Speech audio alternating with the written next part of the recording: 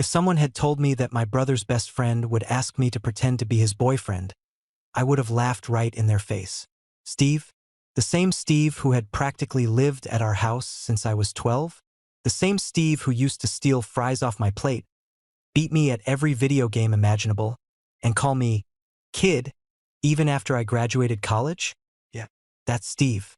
The crazy part wasn't that he asked. The crazy part was the reason he asked. And somehow, I actually said yes. Looking back now, I probably should have known nothing about that arrangement was ever going to stay fake. My name's Gabriel. I'm 24, work remotely as a graphic designer, and live in a small apartment about 15 minutes away from my parents. Life was comfortable, not exciting. Most days were a mix of client calls, coffee, grocery runs, and trying to convince myself I'd finally start going to the gym. My older brother, Mark, was the complete opposite. Outgoing, loud, always surrounded by people. And right beside him almost every time was Steve. They'd been inseparable since high school. Even after college, even after jobs, even after moving into different places, they still met up almost every weekend. Steve was 30, tall enough that everyone noticed when he walked into a room. Dark hair, always slightly messy, the kind of smile that made strangers smile back without realizing it. He had this calm confidence that never felt arrogant. Girls loved him. Guys wanted to be friends with him. Meanwhile, I'd spent years pretending I didn't notice how ridiculously attractive he was. Because what was the point? He was straight. Or at least I thought he was. Besides, he knew me as Mark's annoying little brother. Nothing more. One Friday evening my brother invited me over for a barbecue. Mom keeps asking why you never visit anymore. I literally had dinner there 3 days ago. Doesn't matter. Typical. When I arrived, Steve was already there flipping burgers like he'd somehow become part of the family years ago. There he is, Steve called. The man who ignores everyone's texts. I answered yesterday, 12 hours later. I was working. You were online playing games. I frowned. You can see that? He grinned. I noticed things. I rolled my eyes, but I couldn't help smiling. That was Steve. He teased everyone equally. Nobody ever took it personally. Dinner was loud. Mom kept asking embarrassing questions. Dad talked about football. Mark argued with everyone. Steve mostly listened, occasionally throwing out a joke that made the entire table laugh. Every once in a while, I'd catch him looking in my direction. Not staring, just noticing. At least that's what it felt like. Maybe I imagined it. Wouldn't have been the first time. After everyone finished eating, I stepped onto the back porch with a soda. The evening air felt nice after the summer heat. A minute later, the sliding door opened. Steve walked outside. You hiding? Recovering? My mom asked about your love life too? He laughed. Worse. What could be worse? My aunt asked when I'm finally getting married. Ouch. Exactly. We stood there quietly for a moment. Comfortable silence. It wasn't awkward. It never really was with Steve. So, he finally said, I need a favor. I laughed. That's never a good way to start a sentence. It's not a huge favor. It definitely is. He rubbed the back of his neck. For the first time in as long as I'd known him, he actually looked nervous. You ever fake date someone? I blinked. What? He looked away toward the yard. I know how that sounded. No, explain. My cousin's getting married next month. Congratulations. My entire family is going. Okay. They've spent the last 5 years trying to set me up with every single woman they know. I nodded. Sounds exhausting. It is. So tell them you're not interested. I have. They don't listen. I laughed. They really don't. He sighed. My grandmother is convinced I'm secretly in love with my accountant. Are you? He snorted. No. Just checking. Then he looked at me. Actually looked at me. So I had an idea. The way he said it immediately made me nervous. I don't think I'm going to like this idea. You probably won't. Try me. He hesitated. Then finally said, what if you came with me? I frowned. To the wedding? As my boyfriend. I honestly thought I'd misheard him. What? My fake boyfriend? I stared. He stared back. Neither of us said anything for several seconds. Finally, I burst out laughing. He didn't. Oh, you were serious. Very. I pointed at myself. Steve. I'm Gabriel. I know. And your best friend's little brother. I know. So why me? He smiled slightly. Because I trust you. That answer caught me completely off guard. You'd rather spend an entire weekend pretending to date me than deal with your relatives? Without question. I laughed again. You realize how insane this sounds? I've thought about it for 2 weeks. You've been planning this for 2 weeks? I needed courage to ask. I couldn't tell if he was joking. His face said he wasn't. I'd pay for the hotel. I don't care about the hotel. The food. I can buy food. I'll owe you. You already owe me $20 from bowling. He smiled. I knew you'd bring that up. I should have said no. Honestly, every logical part of my brain screamed that this was a terrible idea. Pretending to date the guy I'd secretly had a crush on for years? That sounded less like a favor and more like emotional self-destruction. But then Steve quietly added, I wouldn't ask if it wasn't important. Something in his voice made me pause. He wasn't joking anymore. He genuinely needed help. And somehow, that made saying no a lot harder than I expected. I spent the entire drive home trying to convince myself I'd imagined the conversation. Steve asking me to fake date him? It sounded ridiculous. The more I thought about it, though, the more it made a strange kind of sense. His family really was relentless. I'd met them a handful of times over the years, and every single visit included at least one aunt asking why Steve was still single. One cousin would joke that he was too picky. His grandmother had once introduced him to the waitress at a restaurant. So, yeah, I believed that part. What I couldn't believe was that he'd chosen me. The next morning, my phone buzzed. Steve, coffee? I stared at the message for almost a minute. This about yesterday. Yep, trying to convince me? Maybe. I sighed. Give me 30 minutes. The coffee shop wasn't busy. Steve was already there when I arrived, wearing a gray hoodie and jeans, looking far too comfortable for someone asking another guy to pretend to be his boyfriend. He stood when he saw me. You came. I wanted answers. Fair. We ordered coffee before finding a table in the corner. For a few seconds, neither of us spoke. Finally, I leaned forward. So, explain. He smiled. I figured you'd say that. You think. My cousin Emily's wedding is in 3 weeks. I remember. My entire family will be there. I nodded. My parents. My grandparents. My aunts. My uncles. My cousins. They're all going to spend the weekend asking why I'm still single. Still tracking. So, he took a sip of coffee. I figured showing up with someone would end those conversations. For 1 weekend? Hopefully forever. I laughed. You underestimate families. I know. They'll probably start asking when you're getting married instead. He groaned. I know. I folded my arms. You still haven't answered my question. Which one? Why me? He looked at me for a second, then shrugged. You're easy to be around. I blinked. That's your answer? It's part of it. What else? He hesitated. I trust you. You already said that. I meant it. I looked away for a moment. Steve wasn't the kind of person who threw compliments around. If he said something, he usually meant it. I thought about asking a friend from work. What happened? She thought I was proposing. I laughed so hard people looked over. You serious? I wish I wasn't.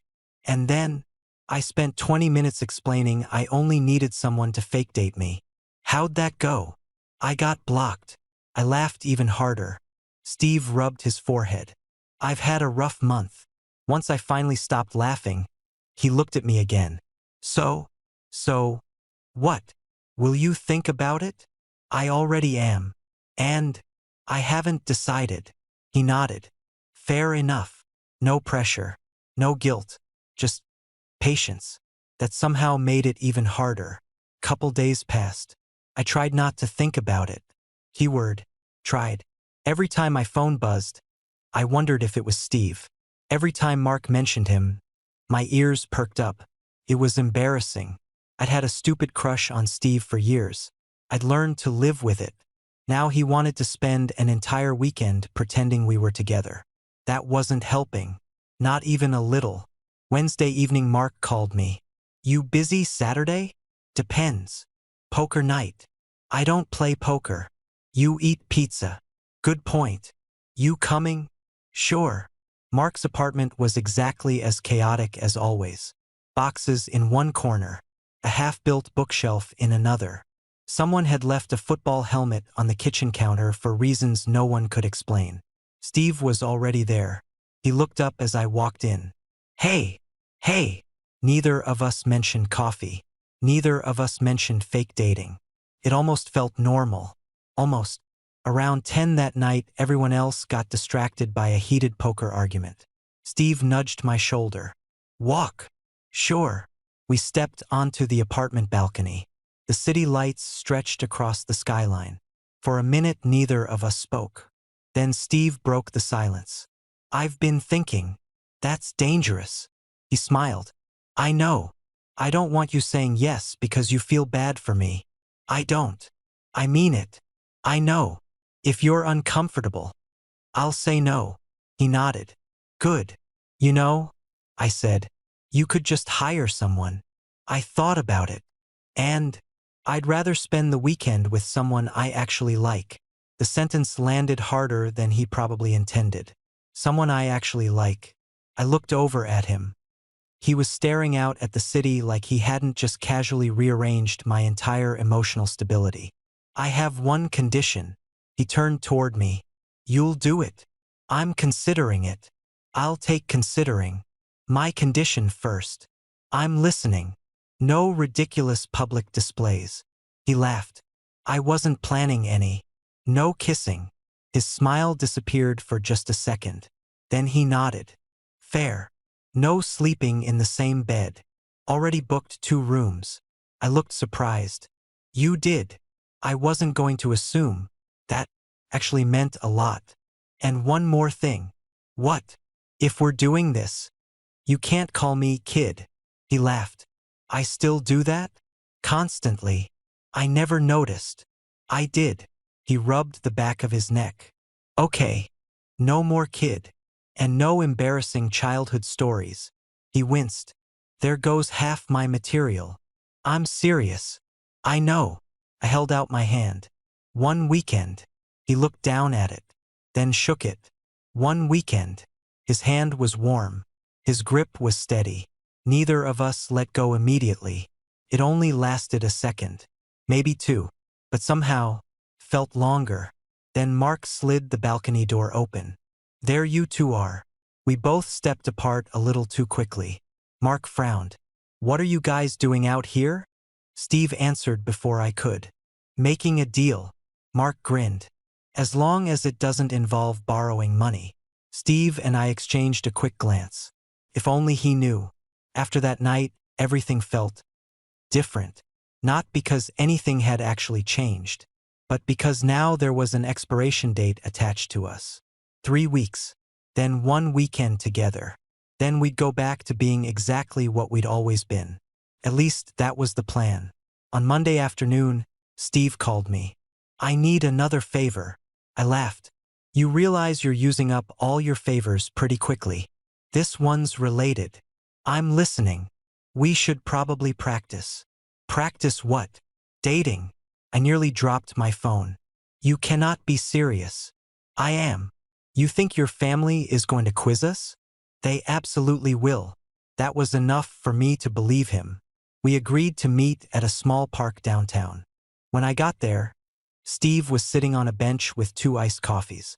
You remembered my order? You've ordered the same thing for 3 years. You pay attention. I guess I do. That answer settled in my chest a little too comfortably. Okay, Steve said once we sat down. Rule number 1. We have rules now? We need them. I sighed dramatically. Fine. If my family asks how we met, we tell the truth? He shook his head. Not exactly. What? If they find out you're Mark's little brother, the whole thing falls apart. I frowned. Why? Because then they'll tell Mark. And I'd rather explain after the wedding. Fair. So what's our story? Steve pulled out his phone. You made notes. I like being prepared. I couldn't stop smiling. You really have been thinking about this. For weeks. He opened the note. We met at a coffee shop. Original. I know. You asked what I was reading. I don't even read in coffee shops. You do now. I laughed. This is terrible.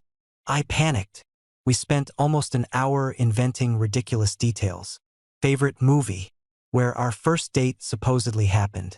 Which one of us texted first. How long we'd been together. Every answer had to match. Every little detail mattered. You realize this is insane? I said. A little. A little. He smiled. My grandmother remembers everyone's birthdays without Facebook. Oh, exactly. Eventually we took a break and started walking through the park. It was a warm afternoon. People were jogging. Kids were chasing pigeons. Dogs seemed happier than everyone else. Steve glanced toward me. Can I ask you something? Sure. Why are you still single? I looked at him. Really? What? You've known me half my life. I know. So why ask now? He shrugged. I guess I've never actually asked. I thought about lying. Instead, I shrugged. I've gone on dates. But they never really went anywhere. You lose interest? Usually. Nobody special? I smiled to myself. Not available. The words slipped out before I could stop them. Steve looked at me for a second. That's hard. Yeah. They know. I shook my head. No. He nodded slowly. I hope they figure it out someday. Something about the way he said it sounded personal. What about you? I asked. He laughed. My dating history? Yeah. It's a disaster. I refuse to believe that. It's true. What happened? I kept waiting for relationships to feel right. And they didn't? No. You just never met the right person? He looked straight ahead. Maybe. There was something unfinished about that answer. I noticed it, but I didn't push. As we reached a quieter walking trail, Steve suddenly slowed down. One more thing. Oh no. My family. They're affectionate. I blinked. What does that mean? It means they hug. I can hug people. They expect couples to act like couples. I looked at him suspiciously. Steve, I'm just warning you. No kissing. I remember. No cuddling. I remember. No sitting in your lap. He burst out laughing. I wasn't planning that. You hesitated. I absolutely did not. A few minutes later, we stopped near the lake. Steve looked around before speaking quietly. Can we at least practice walking together? Walking. So it doesn't look awkward. I know how to walk. Not like you're dating someone. I stared at him. There's a difference? Apparently. He held out his hand. My stomach immediately tied itself into a knot. It's just practice. I know. You can say no. I looked at his hand. Then at him. It was fake. Completely fake. That's all. Slowly, I placed my hand in his. His fingers closed gently around mine. Warm. Comfortable. Natural. Far more natural than I expected. Neither of us spoke. We just started walking. Should have felt awkward. Instead, felt strangely easy. Like we'd done it before. Our hands swung slightly as we walked. A little old couple walking their dog smiled at us on the path. So cute, the woman said as they passed. I nearly tripped over my own feet. Steve chuckled beside me. Relax. I'm trying. They bought it. I noticed. We finally let go near the parking lot. For some reason, my hand suddenly felt cold. Steve shoved both hands into his hoodie pocket. I think we're going to pull this off. Maybe.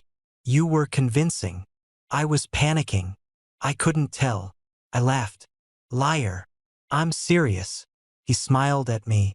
I think my family is going to love you. I looked away before he could see the ridiculous grin trying to spread across my face. That was exactly the problem. I was starting to worry. I might like pretending a little too much. The wedding was on a Friday, which meant Steve showed up at my apartment Thursday evening with an overnight bag, 2 garment bags, and enough nervous energy to power a small city. "You packed?" he asked before I'd even said hello. "I've been packed since yesterday." He blinked. "Really? I've never fake dated anyone before." He laughed. "I figured. I wasn't going to be the reason your plan fell apart." For a second, he just looked at me. Then he smiled. "I appreciate that." The drive to the hotel took a little over 3 hours. At first, we listened to music. Then we argued about which fast food fries were actually the best. Then we somehow spent 40 minutes debating whether pineapple belonged on pizza. "It absolutely does," I insisted. "It absolutely doesn't. It's sweet and salty. It's a crime. It's delicious. It's evidence." I couldn't stop laughing. "You've seriously thought about this?" "I have standards." Somewhere along the highway, the conversation slowed.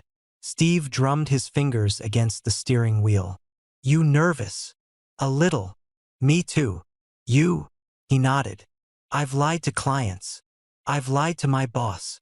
I've even lied to my grandmother about liking her fruitcake. But this," he glanced at me, "this feels different." I understood exactly what he meant, because it felt different to me too. We checked into the hotel just after 5. Steve had been telling the truth. 2 separate rooms. Side by side.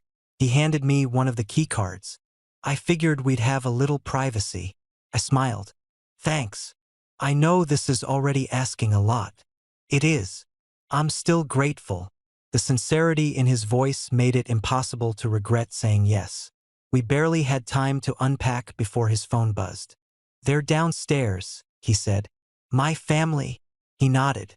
"They're already asking where we are." I took a slow breath. "This is it." He looked at me for a second, then quietly held out his hand. "Ready?" I stared at it. A week ago, I would have panicked. Now, I slipped my hand into his. "Ready." The hotel lobby suddenly felt 100 times bigger. And louder. I spotted Steve's family almost immediately. His parents. His grandparents. A handful of cousins. An aunt who somehow noticed us before anyone else. There he is. Every head turned. Steve squeezed my hand once. Just once. Like a silent reminder. "You've got this." His mother reached us first. "There you are." She hugged Steve tightly before turning to me. "And you must be Gabriel." I smiled. "It's nice to finally meet you." "Oh, Steve has talked about you." I looked at him. "He has." Steve suddenly looked very interested in the hotel carpet. His mother laughed. "Enough that we were beginning to think you were imaginary." Introductions blurred together. Names. Handshakes. Smiles. Questions. "So how did you two meet?" "The coffee shop," Steve answered smoothly, just like we'd practiced. "And who asked who out?" I smiled. "I did." Steve looked at me with perfectly acted surprise. "You did. You took forever." His cousin burst out laughing. "I already like him." Everything was going perfectly. Until, wait. An older woman narrowed her eyes. "You look familiar." My heart stopped. Steve's grip tightened almost imperceptibly. "I've seen you somewhere." I forced a smile. "I don't think so." She tilted her head. "No. Maybe not." I tried not to breathe. After another second, she shrugged. "Must be someone else." Steve quietly exhaled beside me. That had been far too close. Dinner that evening was held in a private room at the hotel. I ended up sitting beside Steve. Mostly because everyone else assumed that's where I belonged. His grandmother smiled at us from across the table. "You two are adorable." I nearly inhaled my drink.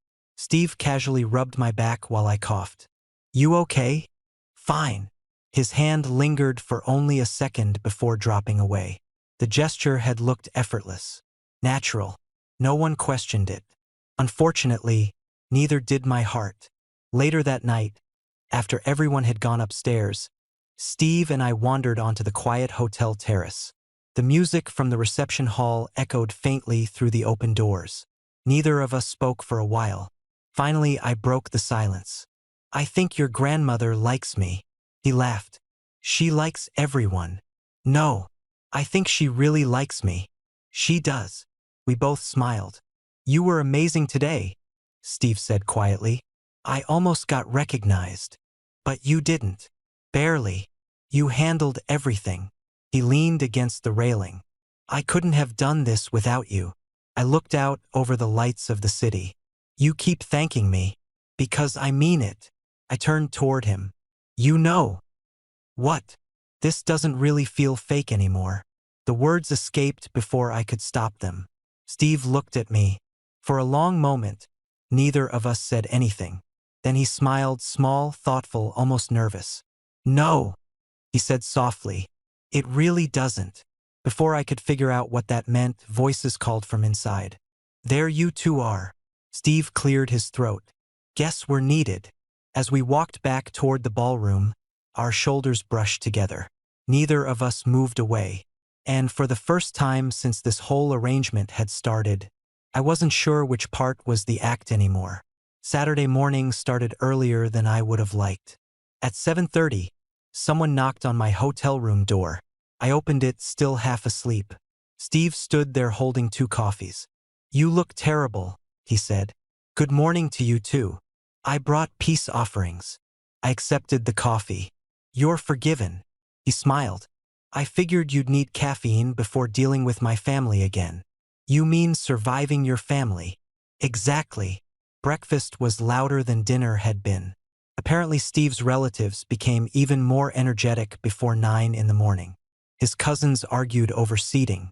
His uncle was telling the same fishing story he'd apparently been telling for 15 years. His grandmother insisted everyone needed more pancakes. Felt strangely normal, like I'd somehow wandered into a family I'd known for years. "Gabriel." I looked up. Steve's mom smiled at me from across the table. "Come sit next to me." I glanced at Steve. He shrugged. "You're popular." "So?" his mom said while pouring coffee. "Tell me something Steve doesn't know about you." I laughed. "That's dangerous." "Oh, I like dangerous." I thought for a second. "I play the guitar." Steve immediately looked over. "You do." I blinked. "You didn't know?" "No. You never asked." He looked genuinely surprised. "I've known you for years. And yet." His mother laughed. "Looks like you boys still have things to learn about each other." For some reason, that sentence stayed with me. The wedding ceremony itself was beautiful. Simple. Elegant. The kind where everyone ended up smiling even if they promised they wouldn't cry. Steve and I sat together in the 3rd row. At one point, the bride started crying during her vows. I heard someone sniffle beside me. I turned. Steve quickly looked away. "You crying?" "No. Steve. It's allergies. We're indoors. Emotional allergies." I couldn't stop smiling. The reception was held in a large ballroom overlooking a lake. Music, dancing, champagne, people laughing louder with every passing hour. Steve leaned closer. "You dance." "Barely." "So, no." I didn't say no. "You absolutely implied it." About an hour later, the DJ invited all the couples onto the dance floor. I froze. Steve looked at me. "We can skip it." I looked around. Almost every couple was getting up. His grandmother was already waving at us. "Go." His cousin grinned. "Don't leave him hanging, Steve." I sighed dramatically. "I can't believe I'm doing this." Steve stood and held out his hand. "May I?" I rolled my eyes. "You're enjoying this?"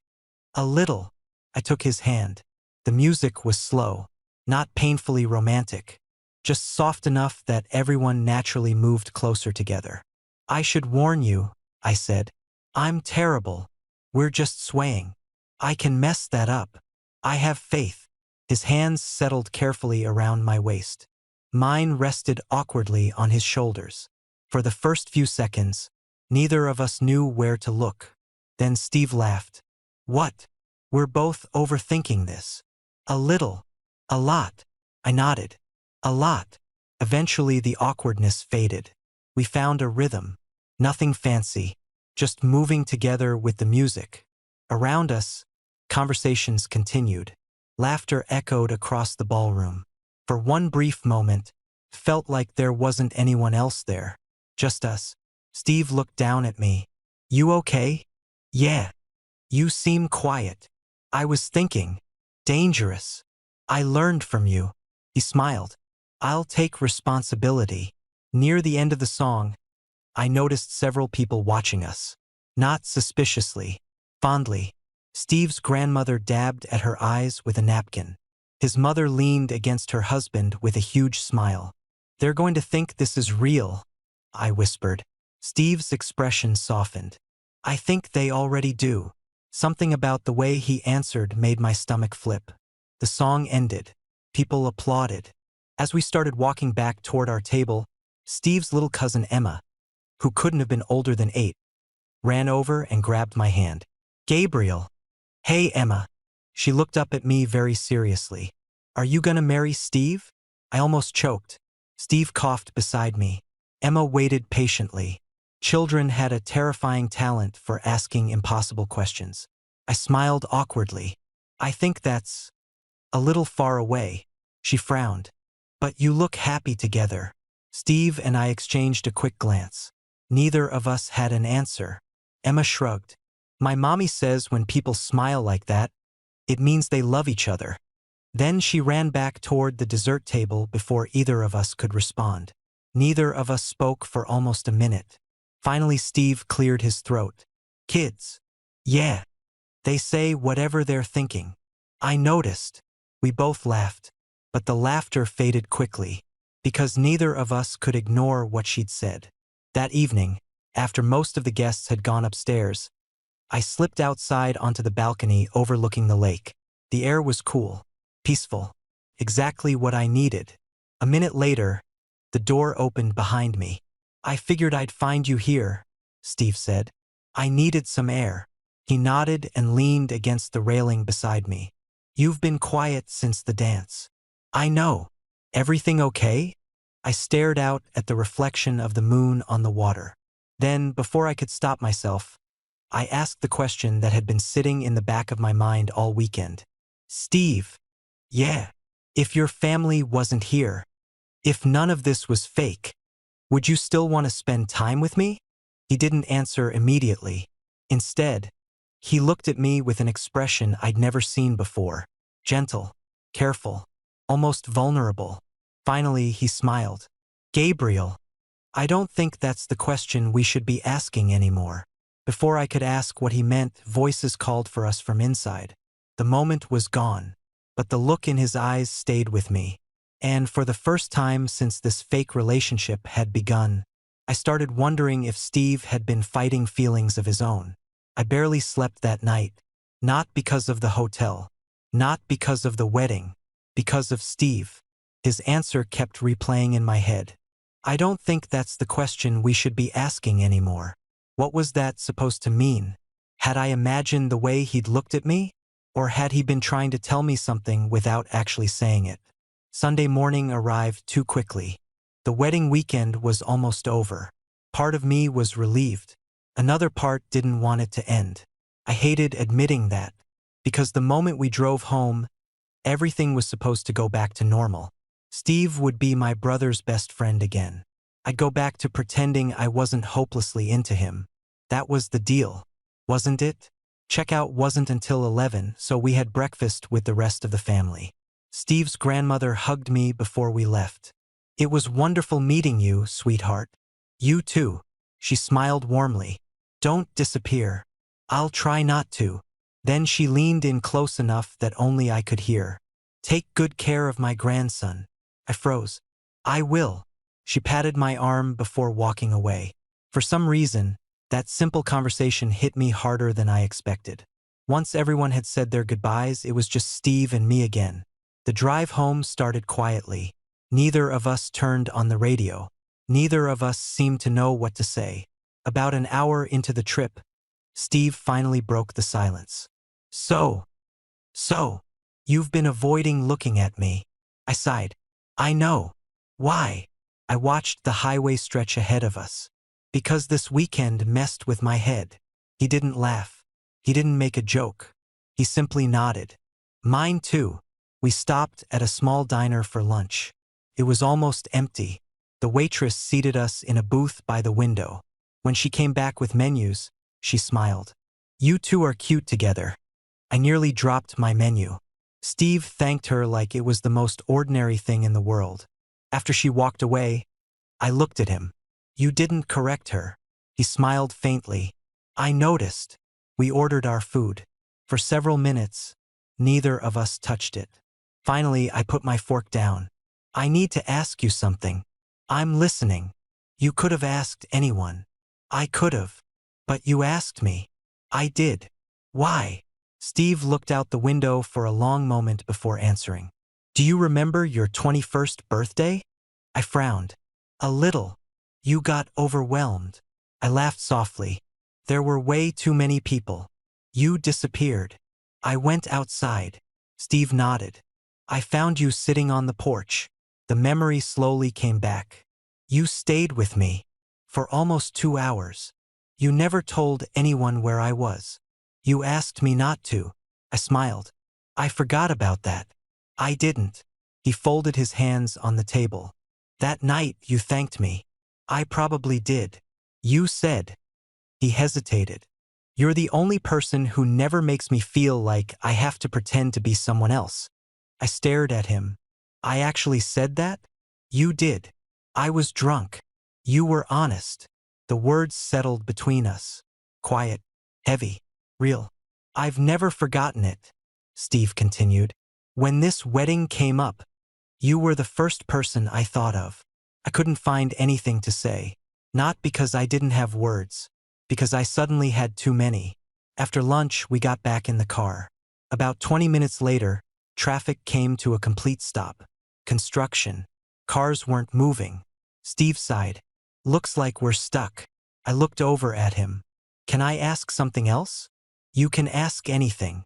My heart pounded. When did this stop being fake for you? He smiled to himself. I was hoping you wouldn't ask that. But he rested both hands on the steering wheel. I think it happened when we practiced holding hands. I blinked. That early. I knew something felt different. You didn't say anything. I wasn't going to. Why? Because I thought I was imagining it. He looked at me for the first time since the traffic stopped. And because I was terrified. Terrified of what? That you'd only ever see me as your brother's best friend. I laughed quietly. You really thought that? I did.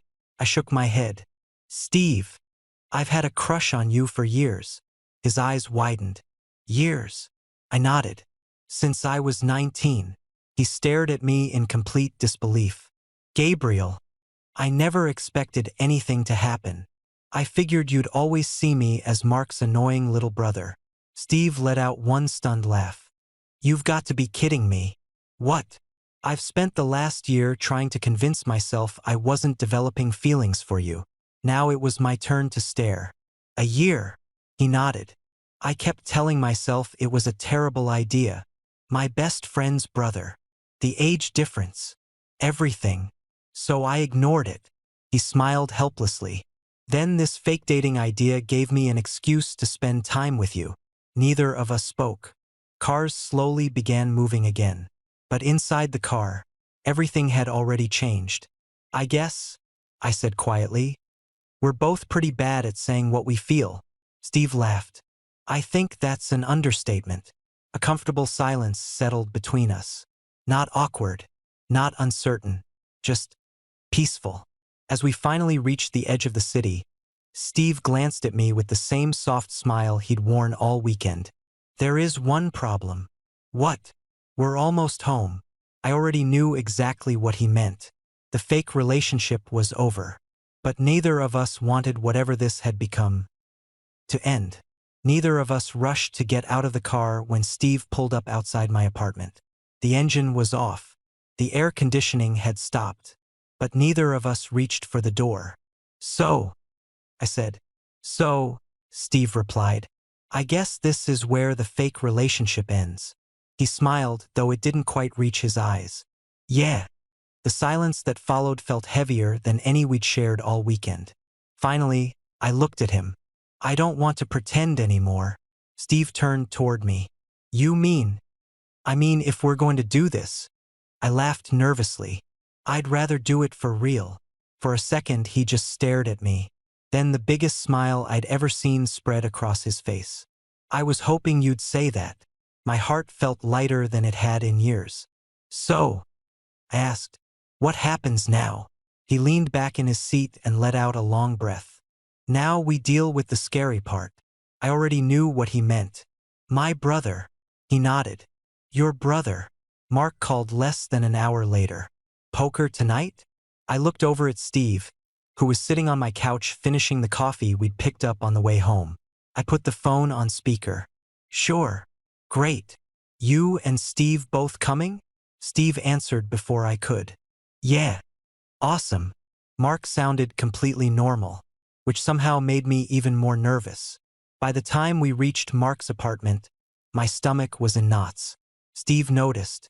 You okay? No. Want me to do the talking? I nodded immediately. Please. He laughed softly. I figured. Mark opened the door wearing sweatpants and a faded college t-shirt. There you are. He stepped aside to let us in. The pizza just got here. Everything felt strangely ordinary. Too ordinary. We sat down in the living room. Nobody touched the pizza. Finally, Mark frowned. Okay. What's going on? Steve looked at me. I nodded. He took a slow breath. There's something we need to tell you. Mark immediately looked concerned.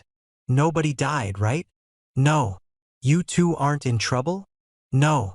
Mark folded his arms. Then what? Steve glanced at me one last time before speaking. Gabriel and I are together. Mark blinked. Silence. A full 5 seconds passed. Then 10. I started preparing myself for the worst. Finally, Mark looked at Steve. Seriously? Yeah. Then he looked at me. You happy? The question caught me completely off guard. Yeah. A lot. I smiled despite myself. Yeah. Mark nodded once. Then I'm happy too. Steve and I both stared at him. That's it? I asked. He frowned. What? I thought you'd be angry. Why?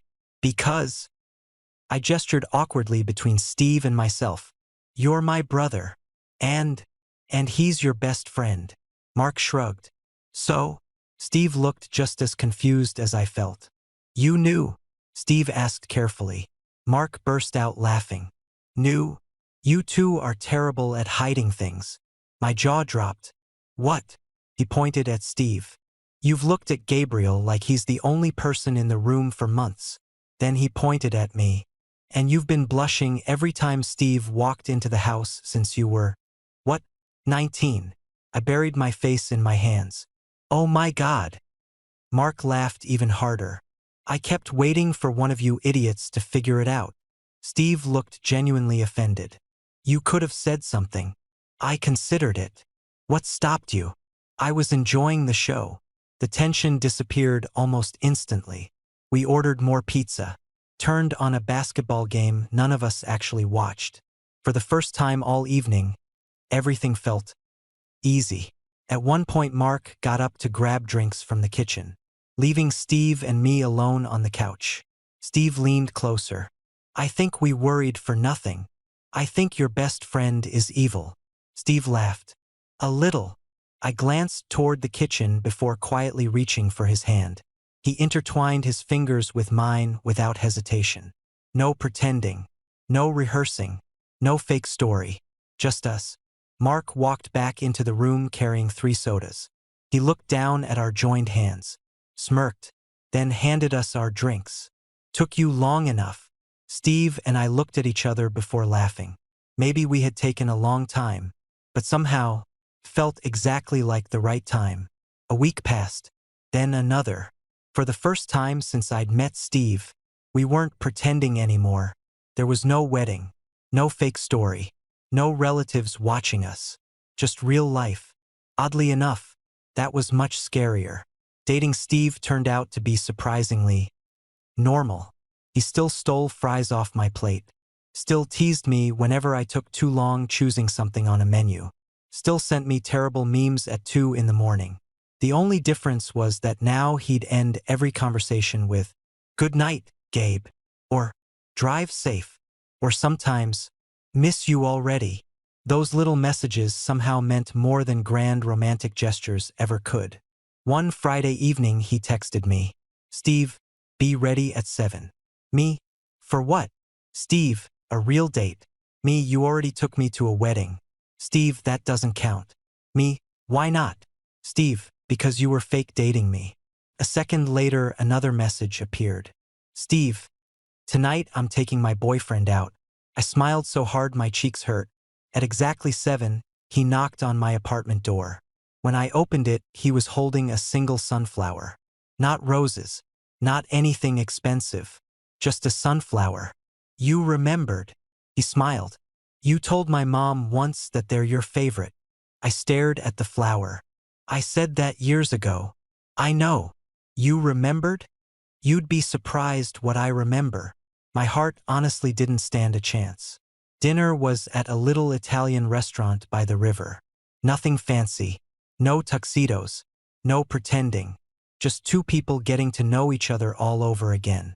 Halfway through dinner I laughed. "What? This is weird." "Why? I've known you for over a decade." "True. But somehow," I smiled, "it feels like I'm meeting you for the first time." Steve looked down at his plate before smiling. "I know exactly what you mean." After dinner, we walked along the river. The city lights reflected across the water. It reminded me a little of the hotel balcony after the wedding. Except this time, nothing was fake. "So," Steve asked, "any regrets?" I didn't even have to think. "Not one." "You?" He shook his head. "My only regret," he laughed softly, "is not asking you sooner." I bumped his shoulder. "You idiot." "I know. You made me fake date you instead. I had to test the waters. You could have just asked me to dinner." I panicked. "You planned an entire fake relationship." I panicked creatively. I laughed so hard I had to stop walking. When we reached a quiet overlook, Steve leaned against the railing. "I've been thinking." "Oh, no, hear me out." "I'm listening." "I spent so much time worrying about what everyone else would think. My family, Mark, our friends." He looked at me, "And none of them cared." I nodded. "We were the only ones making it complicated." "Exactly." A familiar voice suddenly interrupted us. "Well." We both turned. Mark was standing a few feet away holding a takeout bag. "You've got to be kidding me." I blinked. "What are you doing here?" "I live 5 blocks away." He looked between us before grinning.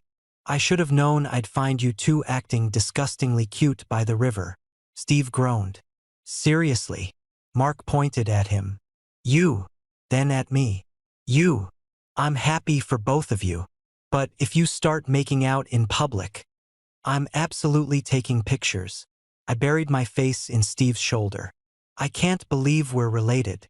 "You love me." "Unfortunately." Mark laughed. "See you Sunday at Mom's." Then he walked away, still chuckling to himself. Steve shook his head. "I've known him 20 years. I've lived with him my whole life. Does it get better?" "No." We both laughed. The night had grown quiet again. The river reflected thousands of tiny lights. Steve looked at me. So, can I finally do something I've wanted to do since that practice walk in the park?" My heart sped up. "What?" He stepped a little closer. "This." He gently cupped my cheek, giving me plenty of time to move away if I wanted. I didn't. He leaned in slowly. Our first kiss was soft, unhurried. Nothing like the dramatic movie scenes people always talked about. Simply felt right. When we pulled apart, neither of us spoke for several seconds. Then I smiled. "You know." "What?" "I guess we broke one of our fake dating rules." Steve laughed. "The no kissing rule?" "Yeah. I think it's safe to retire that one." "I agree." He slipped his hand into mine, just like he had that afternoon in the park. Except this time, Neither of us was practicing. Sometimes I think about how close we came to never saying anything. How easily we could have stayed exactly where we were. He would have remained my brother's best friend. I would have kept pretending my feelings would eventually disappear. Instead, one ridiculous idea changed everything. A fake relationship, a wedding, a weekend neither of us expected to matter. And somewhere between made-up stories, practiced hand-holding, and pretending to be in love, we accidentally fell in love for real. Looking back, it was never really the fake dating that changed our lives. It was finally giving ourselves permission to stop pretending.